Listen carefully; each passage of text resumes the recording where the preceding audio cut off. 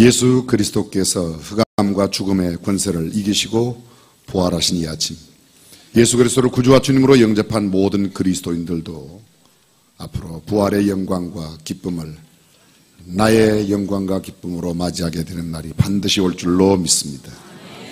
복음을 받아들인 개인과 가정, 단체와 기업, 마을과 공동체, 국가와 민족, 부활의 역사를 반드시 경험하게 될 줄로 믿습니다. 정확하게 오늘로부터 130년 전 1885년 4월 5일 그날도 부활주일이었습니다. 그것은 풍랑을 헤치고 한 척의 배가 인천 제물포항에 도착하였습니다.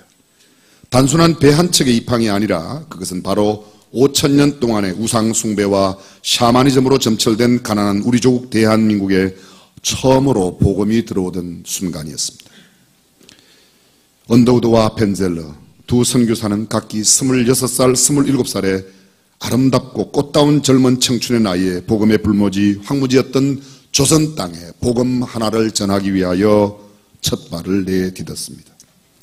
당시에 쇄국 정책을 펴고 있던 우리나라는 수용을 하지 못하여 얼마 있지 못하고 다시 일본의 요코하마로 돌아갔다가 4월 20일께 정식으로 입국하여 그 이후 아펜젤러는 44살이 될 때까지, 언더우드는 58살이 될 때까지 그들의 삶의 전 생애를 조선 땅 조선인을 위해서 드리고 하나님의 품으로 갔습니다. 1885년 4월 5일 아펜젤러가 대한민국에 처음, 조선 땅에 처음 들어오던 날 첫 선교 보고서를 그날의 감동으로 그대로 적어낸 것이 전해져 오고 있습니다. 내용은 이러합니다. 우리는 부활절에 이곳에 왔습니다. 그날 사망의 철창을 쳐부수고 부활하신 주님께서 조선의 결박을 끊어주시고 하나님의 자녀로 빛과 자유의 세계로 인도해 주시기를 기도하였습니다. 죽음을 이기신 예수 그리스도, 죽음을 죽이신 그 예수 그리스도의 부활의 아침, 우리 조국 땅에는 처음으로 복음이 들어오게 되었습니다. 사랑하는 성도 여러분, 부활을 정말 믿으십니까? 정말자 빼고 부활을 믿으십니까? 미국의 노부부가 성지 순례차 이스라엘 여행 중에 갑자기 아내가 심장마비로 죽게 되었습니다. 남편은 장의사를 찾아가 시신 처리와 장례 절차를 물었습니다. 장의사는 두 가지의 옵션이 있다고 이야기합니다. 이곳 이스라엘 하나님께서 주신 약속의 땅에 장사를 하게 된다면 장례 비용은 모두 300불 정도면 충분하다고 했습니다. 다른 한 가지 방법은 시신을 방부 처리하여 미국으로 공수하여 장례를 치르는 방법인데 절차가 매우 번거롭고 비용은 10,000불 이상 들 거라고 이야기했습니다. 영감님께서 한참 망설이다가 드디어 결심을 하였는데 비용이 많이 들더라도 아내의 시신을 공수하여 미국 땅으로 데려가야 된다는 겁니다. 뭐 이곳 성지가 더 좋지 않겠냐고 이야기하지만 꼭 데려가야 된대요. 왜 그러냐고 물어봤더니 그 영감님이 대답하시기를 오래전에 이곳 성지에서 한 사람이 죽었다가 살아났다고 그랬는데 혹시 제 마누라가 살아나면 처리가 곤란하니까 그냥 데리고 가서 묻겠답니다. 아직도 못 알아듣는 분이 계세요? 여러분 정말 부활을 믿으세요? 지금 내 아내가, 지금 내 남편이, 지금 내가 껄끄러운 관계에 있는 사람이 예수를 믿어 함께 부활하여 어떤 날 같은 동네에 살게 된다고 하는데도 부활이 괜찮아요? 갑자기 표정관리 들어가신 분들이 계세요. 참된 부활 신앙을 믿는다면 그럴 수가 있는가? 내 곁에 있는 사람도 서로 사랑하고 세워가야 할 터인데 어떤 날 우리는 어차피 영원히 한 동네 한 집안에서 살게 될 터인데 우리는 조금 어려움이 있으면 신앙을 배반하고 떠나가기 일쑤입니다. 로마 시대 때 기독교인들은 10대에 걸친 황제 10명의 황제가 로마에 살고 있는 그리스도인들을 박해했습니다. 최초의 황제 네로가 기독교를 박해합니다. 그는 기독교인들을 불태워 황제의 정원을 밝혔다고 할 정도로 잔인하게 믿음의 사람들을 처형시켰습니다. 사도 베드로, 사도 바울 그때 다 순교당했습니다. 네로에 이어 두 번째 도미티안 황제가 기원 후 90년부터 96년까지 약 6년 동안 그리스도인들을 핍박했습니다. 도미티안 황제는 자신이 주와 신이 된다고, 내가 데우스, 도미니우스, 내가 주님이고 내가 하나님이라고 황제 숭배 사상을 펴나갔습니다. 의로운 신앙인들은 황제 숭배를 반대했습니다. 그들은 처참히 잔인하게 죽임을 당해야만 했습니다. 저때 저 유명한 클레멘트도 순교를 당하였고 요한은 반모섬에 유배가 되었습니다. 우리가 읽고 있는 요한계시록은 당시의 요한이 반모섬에 유배가 되어 주일 아침에 본 하나님의 환상을 기록한 것이 요한계시록입니다. 로마의 모든 믿음의 사람들은 철저한 핍박 가운데 콜로세움 원형 경기장 가운데 갇혀 피를 흘리며 쓰러졌습니다. 그들은 양의 가죽을 쓰고 염소의 가죽을 쓴 채로 그곳 콜로세움 안에 던져졌고, 굶주린 사자는 그곳에 나와 그 양의 가죽, 염소 가죽을 쓰고 있는 사람들을 그냥 그대로 씹어 삼켰습니다. 관중들은 환호를 했습니다. 도미티안 황제의 손은 담례를 하는 표현을 하였습니다. 잔인한 격투기가 벌어지고 경기가 끝난 다음에 감금되어 있던 수많은 그리스도인들을 그곳에서 처형했습니다. 잠시도 쉬는 날이 없었습니다. 경기장 안에 횃불을 밝혀놓고 곳곳에 십자가를 세워 그 아래 장작을 쌓아놓은 채로 산 사람들을 그대로 화형을 시켰습니다. 로마 사람들은 그것도 모자라 너희가 세상의 빛이냐 더 밝은 빛을 비추라며 그들의 몸을 기름에 부어 불태웠습니다. 그러나 그들은 저항하지 않고 그렇게 순교했습니다. 단 한 가지였습니다. 나는 부활이요 생명이니 나를 믿는 자는 죽어도 살겠고 무릇 살아서 나를 믿는 자는 영원히 죽지 아니하리라는 부활신앙 하나가 그들의 삶을 그 죽음의 장소로 묵묵히 걸어가게 만들었던 겁니다. 영국의 유명한 옥스퍼드 대학교 역사학 교수였던 토마스 애널드는 말하기를 나는 여러 해 동안 과거의 역사를 연구하고 그 사실을 조사하고 이에 대하여 기록한 문헌과 유물을 고증하여 그 사실 여부를 조사하여 오는 중이다. 그런데 하나님께서 우리에게 주는 표징 곧 예수 그리스도가 죽으셨다가 다시 살아나셨다는 사실보다 더 분명하고 완전히 이해할 수 있는 사실은 인류 역사에서 보지 못하였다고. 예수의 부활은 확실하다고 이야기했습니다. 얼마 전에 SNS를 크게 달군 기사 내용이 하나 있습니다. 그것은 예수님은 동정녀의 몸에서 남자 없이 태어났다. 예수님의 그 흔적을 찾아서 DNA 분석을 하였는데 그 DNA에 Y 염색체가 없고 X 염색체만 있다는 겁니다. 다시 말하면 여성 염색체만 있고 남성 염색체가 전혀 없다는 거예요. 성령으로 잉태되었다는 것이 그것으로 증명되었다는 겁니다. 저는 그런 증명이 없어도 우리 주 예수 그리스도의 동정녀 탄생을 믿고 우리 주님의 부활과 함께 예수를 믿는 모든 사람들도 부활할 것을 믿습니다. 사랑하는 성도 여러분, 그 부활이 나와 무슨 상관이 있습니까? 우리의 신앙과 우리의 삶에 어떤 관계가 있습니까? 이 복음의 핵심인 십자가와 예수 그리스도의 부활이 왜 그렇게 중요하며 그 의미가 그렇게 중요한가? 오늘 성경 본문 고린도전서 15장 57절 58절은 소위 부활장이라고 일컬어지는 고린도전서 15장의 마지막 부분입니다. 고린도전서 15장 1절 이하의 말씀은 복음의 핵심을 이렇게 설명합니다. 잘 들어보십시오. 형제들아, 내가 너희에게 전한 복음을 너희로 알게 하노니 이는 이 복음은 너희가 받은 것이요 또 그 가운데 선 것이라. 바울은 고린도 교회 성도들이 이미 복음을 받았고 그 복음 가운데 서 있다고 말합니다. 2절 계속됩니다. 너희가 나의 전한 그 말, 그 복음을 굳게 지키고 헛되이 믿지 아니하였으면 이로 말미암아 구원을 얻으리라. 너희는 복음으로 말미암아 헛되이 믿지 아니하면 그 복음으로 말미암아 구원을 받을 것이라고 말합니다. 성경은 계속됩니다. 내가 받은 것 복음을 너희에게 전하였노니 이는 이 복음은 성경대로 그리스도께서 우리 죄를 위하여 죽으시고 장사 지낸 바 되었다가 성경대로 사흘 만에 다시 살아나사. 복음의 핵심이 무엇입니까? 예수 그리스도의 십자가의 죽으심과 예수 그리스도의 다시 살아나심, 이것이 복음의 핵심입니다. 그런데 그 복음의 핵심을 이렇게 설명합니다. 성경대로 그리스도께서 죽으시고 성경대로 장사 지낸 지 사흘 만에 다시 부활하셨다. 다시 말하면 이 복음은 성경 안에 있고 성경이 말하고 있는 복음은 단 두 가지로 요약됩니다. 하나는 예수 그리스도의 십자가의 대속적인 죽음이고 하나는 그 죽은 지 사흘 만에 부활하셨다고 하는 것입니다.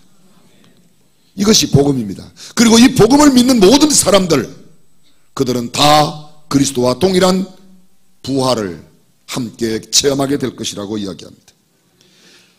이렇게 1절부터 11절까지 설명한 바울이 계속해서 이렇게 말합니다. 부활을 부인하는 사람들에게 만약 부활을 믿지 않는다면, 만약 죽은 자의 부활이 없다고 한다면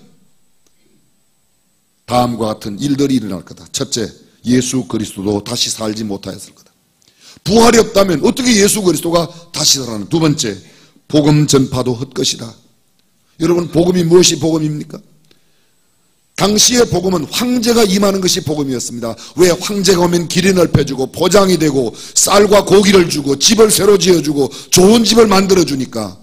근데 바울은 말합니다. 그것이 복음이 아니라 예수 그리스도가 복음이다. 예수 그리스도의 우리의 죄를 위한 죽으심, 그리고 예수 그리스도의 부활하심이 참된 복음이다. 그를 믿는 모든 자는 그와 함께 다시 산다는 부활의 소망이 있기 때문에, 그래서 만약 부활이 없다고 한다면 복음 전파는 거짓말이라는 겁니다. 믿음도 헛되다고 말합니다. 우리는 거짓말하는 사람이 된다는 겁니다. 우리는 여전히 죄 중에 있고 죄와 함께 영원히 패배한다.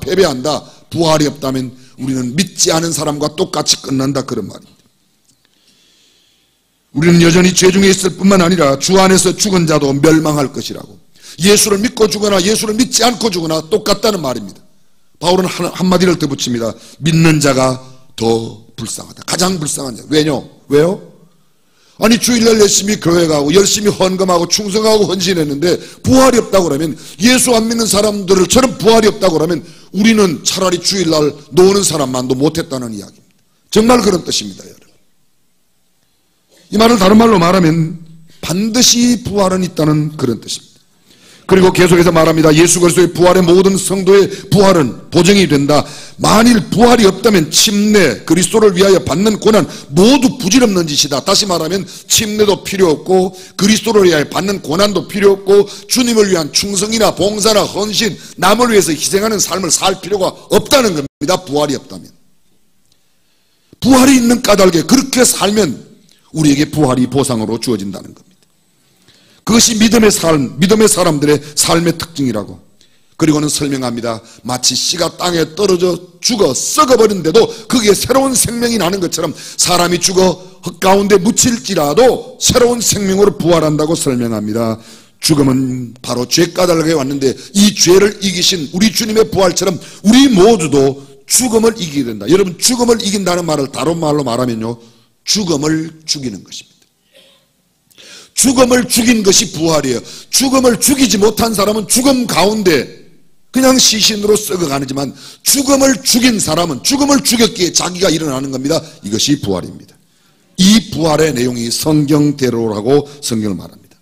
이렇게 설명을 쭉 마쳤던 바울이 마지막 부분에, 그러므로 모든 그리스도인들은 우리 주 예수 그리스도로 말미암아 이김을 주시는 하나님께 감사하며, 이김을 주시는 하나님께 무엇을 이긴다고요? 죽음을 이기는 겁니다. 죽음을 이기는 부활을 주신 우리 하나님께 감사하며 살아야 된다. 어떤 삶으로? 성경은 이렇게 말합니다. 견고하며 흔들리지 말며 항상 주의 일에 힘쓰는 자들이 되라. 이는 너희 수고가 주 안에서 헛되지 않은 줄을 압니다. 부활이 없다면 모두가 헛것인데 부활이 있으니까 너희들은 흔들리지 말고 견고하며 항상 주의 일에 더욱 힘쓰는 자들이 되라고 말하고 있습니다.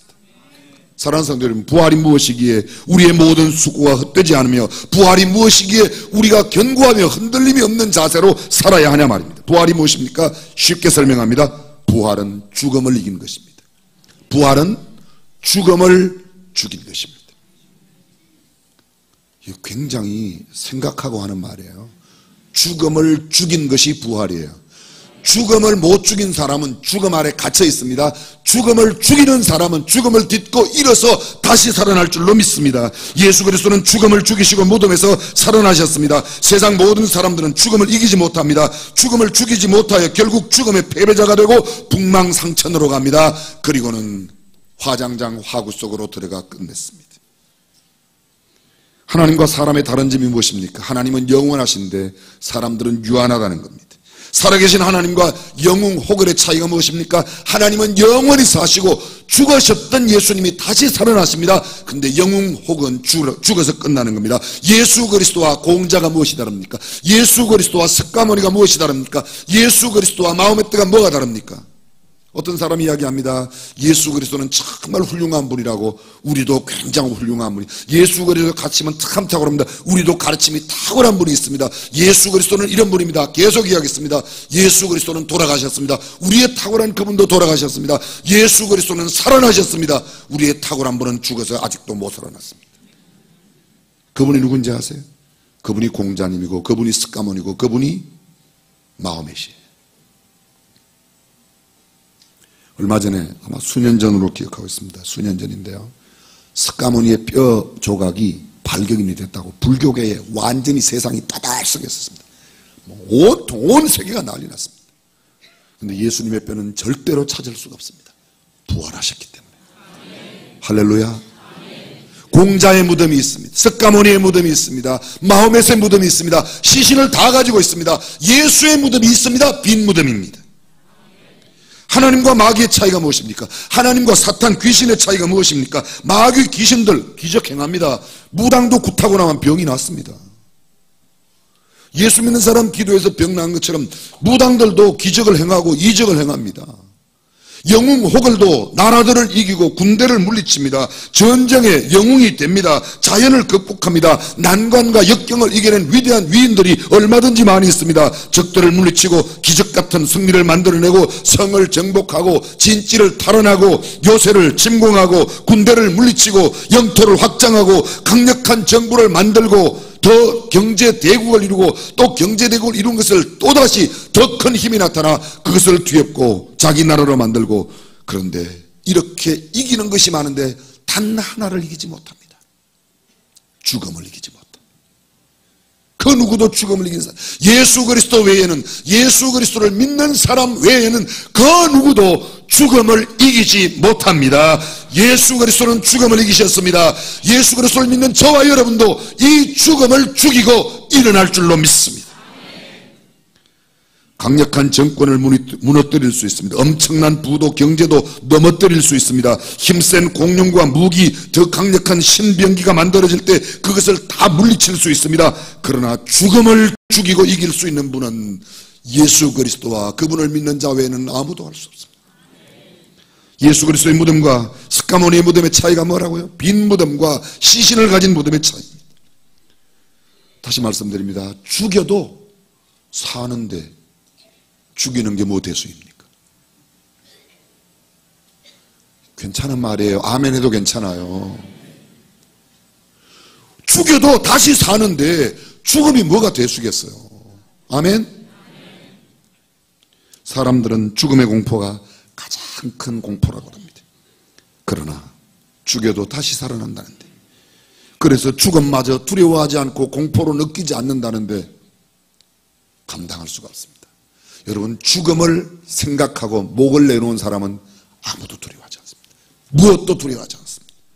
참된 그리스도인의 삶이 무엇입니까? 부활신앙을 가지고 있는 사람이라면 죽음을 두려워하지 않습니다. 그러기에 그들은 처참히 사자굴 속에 던짐을 당하여도, 기름가마 속에 튀김을 당하여도, 톱으로 캐임을 당하여도, 광야에서 유리하고 배회하며 처참히 죽임을 당해도 그들은 그 죽음을 묵묵히 받아들였던 겁니다. 사랑하는 성도 여러분, 인생 최대의 숙적이 무엇입니까?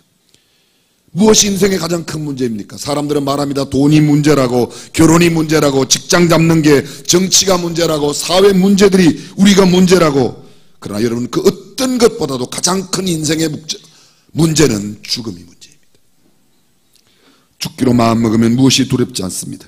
죽기를 각오하면 아무것도 겁나는 게 없습니다. 여러분은 인생의 문제를 누구에게 묻습니까? 누구에게 물어야 할까요? 특히 한 선교사가 현지인들에게 복음을 전하는데 설명을 이렇게 했습니다. 어떤 여행객이 여행을 하다가 여행 가는 길 앞에 두 길이 나온 거예요. 어디로 가야 할지 모르는데 누구에게 물어볼까? 마침 길에서 두 사람을 만나게 됩니다. 한 사람은 죽은 사람이고 한 사람은 산 사람이에요. 근데 내가 어느 방향으로 가는 것이 내 목적지를 가리키는지 이 두 길 가운데 어디로 가야 할지 모르는데 누구한테 묻겠냐고 물어봤어요. 산 사람한테 물어요? 죽은 사람한테 물어요? 당연하죠. 그걸 말이라고 합니까? 죽은 사람한테 묻는 사람이 어디 있겠습니까? 산 사람한테 묻죠. 모든 사람들이 산 사람한테 물어야 된다고 그랬어요. 그때 이 선교사가 그들에게 말합니다. 살아계신 예수에게 물어야지 죽어있는 마호멧에게 물어갖고 어떡하겠냐. 저는 타 종교를 비판하는 생각이 조금도 없습니다. 예수님은 죽음에서 일어나셨습니다. 마호멧은 죽었습니다. 죽은 사람에게 뭘 묻냐? 살아있는 예수님에게 물어야 된다. 여러분 인생의 답답한 문제를 누구에게 물으십니까? 예수님에게 물어야 할까요? 누구 다른 분에게 물어야 할까요? 저는 그분들이 나쁘다고 말하지 않습니다. 훌륭한 선생님이 공자님이에요. 탁월한 철학가가 석가모니예요. 나름대로의 진리를 외쳤던 사람이 마호멧이에요. 그러나 여러분 죽음을 이기는 진리는 예수 그리스도 외에, 예수 그리스도를 믿는 사람들 외에는 결코 없는 줄로 믿습니다. 죽음에서 살아난다고 생각하면 삶의 태도가 달라져요. 삶의 태도가 달라져요. 1973년 아프리카 우간다에 독재자 이디 아민이라고 하는 대통령이 있었습니다. 당시 이디 아민은 자신을 반대하는 사람들은 무조건 잡아다가 감옥에 가두고 처형시켰습니다. 당시 우간다의 가장 큰 교회에 키파 샘판디라는 목사님이 계셨는데 독재 정권에 항거하며 그의 불의를 지적하고 정의롭게 외쳤습니다. 특별 암살단을 보내어 그 주일 아침 모든 성도들이 보는 앞에 그 목사를 처형하겠다고 이디 아민이 특별 암살단을 보냈습니다. 어느 주일 아침 햇살이 눈부시게 내리쬐이는 예배당으로 그 암살단 일행이 들이닥쳤습니다. 총을 들고 들이닥친 그 암살단은 강단에 있는 목사를 끌어내렸습니다. 그리고 너를 죽이겠다고 말합니다. 목사님은 너무도 담담하게, 사실은 아주 긴장감과 초조함 그리고 불안과 공포가 온 교회 안을 뒤덮여야 할 텐데 전혀 그렇지 않습니다. 목사님은 이야기합니다. 내가 죽는 것은 두렵지 않은데 나에게 마지막 기도할 시간을 좀 주겠냐고. 마지막 소원이라고 그러니까 기도를 하라고 그랬습니다. 키파 목사님은 기도합니다. 그 옛날 예수님께서 겟세마네 동산에서 기도하셨던 것처럼, 그리고 마지막 골고다 언덕 십자가 위에서 기도하셨던 것처럼, 아버지, 저들을 용서해 주십시오. 저들이 알지 못하고 이러한 일을 하고 있다고 이야기합니다. 그리고 그는 그의 기도를 마치며 예수님의 이름으로 기도합니다. 아멘. 그랬더니 그 앞에 총칼을 들고 있던 이 암살단들이 목사님, 우리를 위해서 기도해 주셔서 감사합니다. 그리고 그냥 갔대요. 왜 갔다고요? 왜 갔냐고요? 죽음 앞에 이렇게 초연할 수가 있냐? 도대체 이 목사님이 가지고 있는 신앙이 도대체 뭐냐? 죽일 수 없다는 거예요. 사랑하는 성도 여러분, 우리가 부활신앙을 갖고 있으면 총칼도 물러간다 그런 뜻이 아닙니다. 그게 총칼에 죽임을 당할 수도 있어요. 그러나 죽임을 당한다 해도 하나님은 우리를 살리실 줄로 믿습니다. 이것이 저와 여러분들이 가지고 있는 부활신앙이에요. 부활신앙. 개인적인 경험 하나만 이야기하겠습니다. 저희들이 수원중앙교회 사역을 한 11년 동안 하고 오산에 사역을 할 때 오산 침례교회에서 연전에 돌아가신 남편을 이렇게 돌아가시고 혼자 사시는 권사님 한 분이 계셨는데 어떤 날 저희 집에 찾아오셨어요. 제 아내에게 간곡한 청이 있다는 거예요. 사모님, 제가 소원이 하나 있어 왔습니다. 뭐냐 물었더니 내 남편이 돌아가서 지금 교회 동산에 묻혔고 교회 동산에 묻힌 그 옆자리가 내가 들어갈 자리라고 지금 하나 비워뒀는데 제발 나 죽으면 그 옆에다가 묻어주지 말기를 바랍니다. 제 아내가 너무너무 놀라서 권사님 그게 무슨 말씀이 그랬더니 그 인간하고 살아서도 지겹게 지냈는데 죽어서까지 그 옆에 가서 지낼 게 뭐냐. 그건 신앙인이 아니에요. 여러분. 우리가 잘 살아야 해요. 사랑하는 남편 여러분, 아내들에게 좀 잘하시길 바랍니다. 그런데 부활신앙을 가지면 그럴 수가 없죠. 부활신앙을 가지면 언제나 즐거움과 기쁨으로 얼굴이 환하게 빛나는 꽃장수 할머니가 있었습니다. 구전날에도 추운 날에도 더운 날에도 언제라도 해맑고 청순한 이 할머니, 어느 날 단골 손님이 찾아와서 할머니에게 물었습니다. 할머니는 언제나 즐거워하시고 기뻐하시기만 하는데 도대체 근심 걱정이 없다는 말씀입니까? 그런 게 없는가 봐요. 할머니가 대답 천만에요. 세상에 근심 걱정 없는 사람이 어디 있나요? 내게도 고통스럽고 짜증나는 골칫거리가 많이 있습니다. 그런데 어떻게 그렇게 당신은 늘 기쁘고 즐겁게 웃음을 띠고 살아가십니까? 묻습니다. 할머니 또 말합니다. 환하게 웃는 웃음으로 나는 3일의 비밀을 가지고 산답니다. 손님이 궁금해서 물었습니다. 아니 3일의 비밀요? 도대체 그게 뭡니까? 3일의 비밀이란 문제가 생길 때마다 하나님께 그 문제를 다 맡기고 3일 동안만 맡기고 나면 조용히 3일 후에 지나고 나면 예수님이 무덤에서 부활하신 것처럼 3일 만에 모든 문제가 해결되기 때문에 나는 3일의 비밀이라고 합니다. 그렇게 말했습니다. 할머니 계속합니다. 때로는 그 숫자처럼 3일 만에 해결되지 않는 것도 있지만 주님의 부활의 원리는 늘 동일하니까 그 마음으로 참으면 얼마든지 웃고 즐길 수 있다는 겁니다. 그래서 나에게는 어떤 칠흑 같은 고난이 와도 3일 후면 언제나 광명이 찾아온다는 그런 사실을 알고 있기에 나는 기뻐하고 즐거워할 수 있습니다. 사랑하는 여러분, 오늘은 힘들고 어려워도 내일은 반드시 밝은 부활이 있음을 알고 살아가는 저와 여러분들이 되시기를 주님의 이름으로 축원합니다. 그러기에 초대교회 성도들은 유리하고 방황하고 끌려가고 죽임을 당하고 수많은 처참한 그런 난관 속에서도 순환과 고난 박해 속에서도 그들은 믿음을 견뎌냈습니다. 진정한 부활신앙으로 오늘도 세상에 승리하며 살아가는 저와 여러분들이 되시기를 간절히 축원합니다. 날 때부터 몸이 꼬여진 상태에서 정신박약아로 태어난 아이가 있었습니다. 그는 12살이었지만 아직도 초등학교 2학년 정도밖에 공부를 못했습니다. 담임선생님 도리스에게는 물론 그와 함께 공부하고 있는 친구들에게도 그는 늘 짐이었습니다. 다른 친구들의 학습장애도 많이 줄 뿐만 아니라 더구나 때로는 몸이 뒤틀리고 그의 시끄러운 행동에 얼마나 사람들이 귀찮게 여기는지 할 수 없이 도리스 선생님은 그 장애 후에 부모를 초청해서 이야기를 합니다. 왜 이 아이를 특수학교에 보내지 않습니까? 아빠는 아무 말도 하지 않는데 엄마는 훌쩍거리며 이야기합니다. 선생님, 제 아들 지미가 이 학교를 너무 사랑합니다. 그의 친구들을 너무 좋아합니다. 이 아이들은 이 학교를 떠나라는 것은 이 아이를 죽으라는 것과 마찬가지입니다. 선생님 아시다시피 우리 도시에는 장애우가 다닐 수 있는 특수학교도 없다는 것을 선생님 잘 아시지 않습니까? 너무 사연이 듣고 보니까 처절해서 선생님이 도리스 선생님이 이 지미를 그대로 데리고 있기로 합니다. 그러던 어느 날 따뜻한 봄날이 돌아왔습니다. 부활절을 한 주일 앞두고 있는 그때에 선생님이 어린아이들에게 플라스틱 계란을 전부 다 하나씩 나눠줬어요. 그리고 한 주일 동안 숙제를 내는데 이곳에 생명을 담아와라. 어린아이들이 갔습니다. 한 주일 동안 열심히 무엇을 담아가면 생명이 될까? 한 주일이 지났습니다. 모든 아이들이 가져온 플라스틱 계란이 선생님의 탁자 위에 올려졌습니다. 하나씩 계란을 깹니다. 플라스틱 계란을 열면 첫 번째 그 계란 속에서 아주 새싹이 돋아나는 식물이 있습니다. 어떤 계란 속에서는 나비가 나오고 어떤 계란 속에서는 꽃이 나오고 어떤 계란 속에서는 물을 담아왔고 여러 가지 담았습니다. 근데 한참 여는데 한 계란이 빈 계란이에요. 두말할 것 없이 그 계란은 지미의 계란이었습니다. 선생님은 묻습니다. 지미 왜 그냥 가져왔지?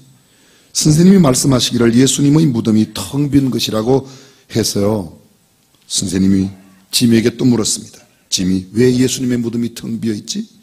그런 말합니다. 선생님, 나쁜 사람들이 예수님을 죽였는데요, 예수님 아버지가 예수님을 살려서 무덤에서 살려내셨기 때문에 빈 무덤이 되었어요. 생명은 바로 그것이라고.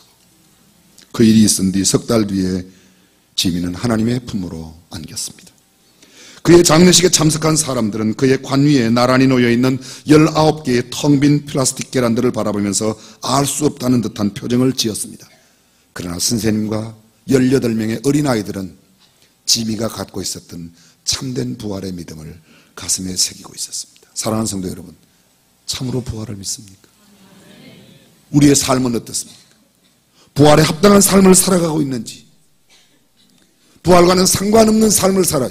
예수 믿으면 잘 된다, 예수 믿으면 부자 되고, 예수 믿으면 합격하고, 예수 믿으면 성공하고. 저는 예수 믿는 것 안에 그런 것이 있음을 부인하지 않습니다. 예수 믿으면 합격하고 잘 되고 부자 되고 좋은 자리 갈 수 있습니다.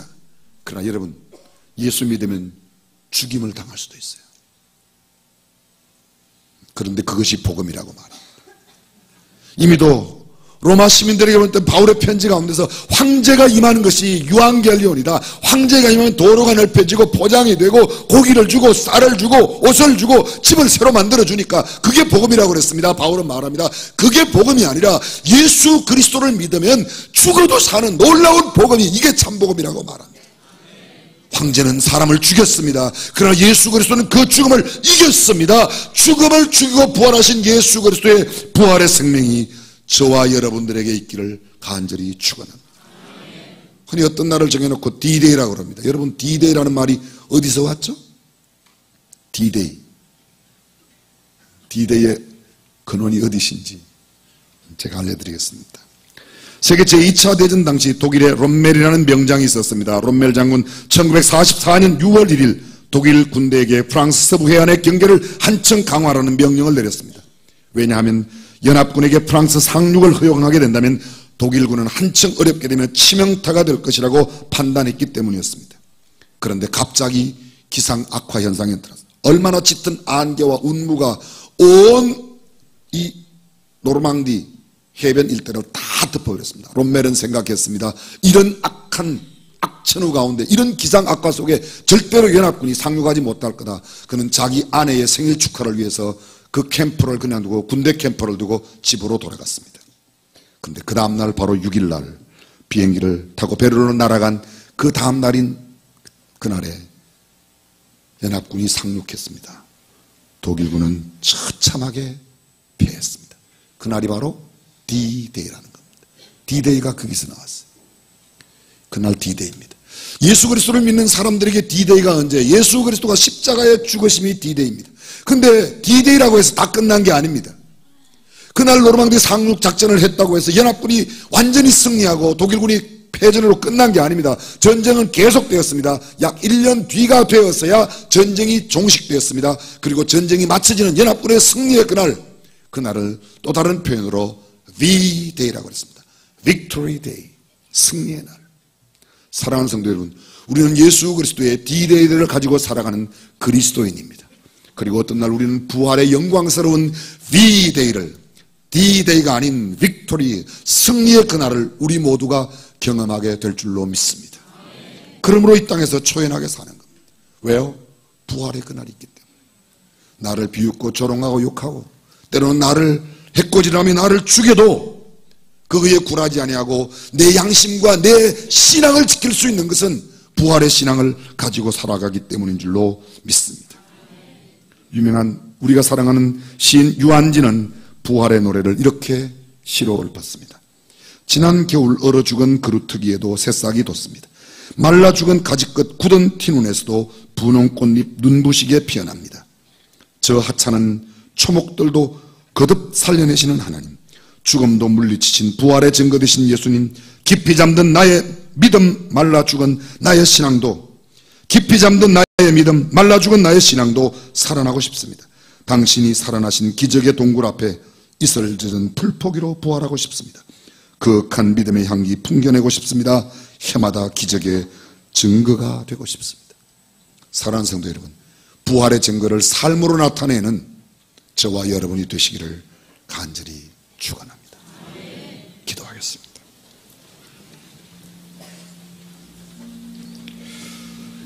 너무 쉽게 포기하지 마십시오. 용기를 내어 다시 일어나십시오. 주님께서는 우리에게 참된 평안과 안식을 주시고 감격과 감동을 주시고 또 감동시키며 사는 사람으로 우리를 복주십니다.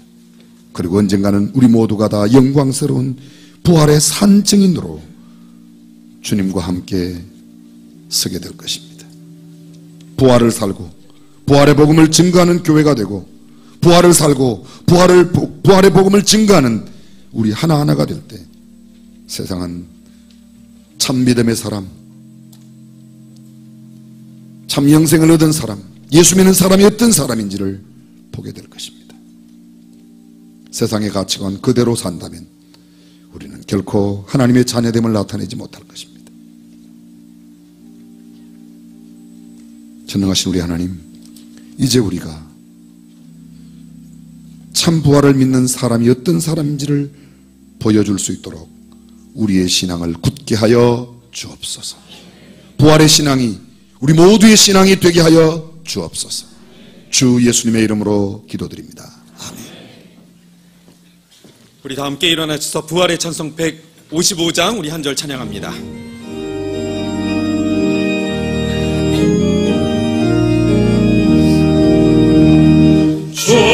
주님의 영광 다시 사신 주 사망 권세 모두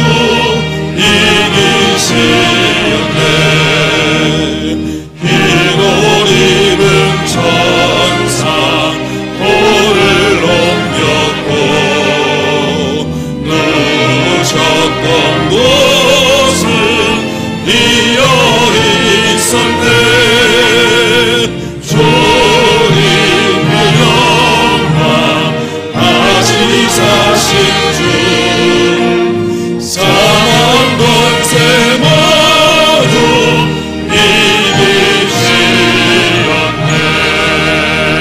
이기시었네. 다시 한 번만 말씀드리겠습니다. 오늘 오후 연합집회 꼭 참여해 주시고 3부 예배 끝난 뒤에 평소처럼 차량이 운행되지 못하고 연합 예배 장소에 차량이 들려서 가는 것 여러분들 늘 이해해 주시면 감사드리겠습니다. 기도하겠습니다. 길이요 진리요 생명이요 부활되시는 우리 주 예수 그리스도의 은혜와 우리를 사랑하시되 독생자까지 허락하신 하나님 아버지의 무한 극진하신 사랑하심과 슬픈 자의 위로가 되시고 고난당하는 자의 희망이 되시는 성령님의 감동과 교통 위로가 하심이 오늘 부활의 참 신앙을 가슴에 새기며 부활의 신앙 갖고 살기를 원하는 모든 믿음의 권속들과 가정, 자녀, 생업 가운데 그리고 우리 조국 대한민국 대통령과 모든 위정자들 온 국민 위에 이제로부터 예수님 다시 오시는 그날까지 항상 함께 하시기를 간절히 축원하옵나이다. 아멘.